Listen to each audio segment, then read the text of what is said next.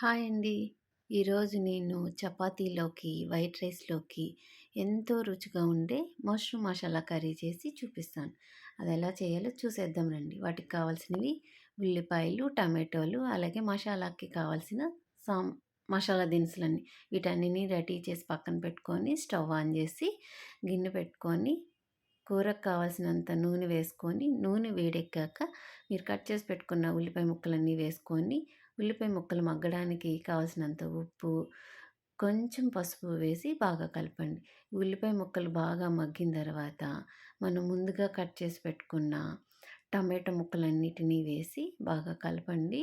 ఈ టమాటో ముక్కలు కూడా బాగా మగ్గాలి. అంటే మెత్తబడాలి. మెత్తబడిన తర్వాత శుభ్రం చేసి పెట్టుకొని కట్ చేసుకున్న మష్రూమ్ కూడా వేసి బాగా కలపండి. ఇప్పుడు ఆ టమాటో ముక్కలు, ఈ మష్రూమ్ కూడా బాగా మగ్గాలండి. ఒకసారి మూత పెట్టేసుకొని బాగా మగ్గనిచ్చి, ఒకసారి మళ్ళీ మూత తీసి, ఇందులోకి మనం ముందుగా రెడీ చేసి పెట్టుకున్న అల్లం, వెల్లుల్లిపాయ, గసగసాలు, ధనియాలు, దాల్చిన చెక్క, యాలకులు, లవంగాలు, జీడిపప్పు పేస్ట్ చేసుకున్నాం కదండీ! ఆ పేస్ట్‌ని ఈ కర్రీలో వేసుకొని బాగా కలపండి.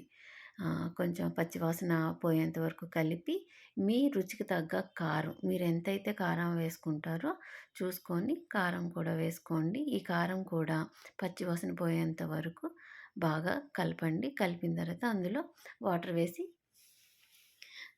బాగా కలపండి.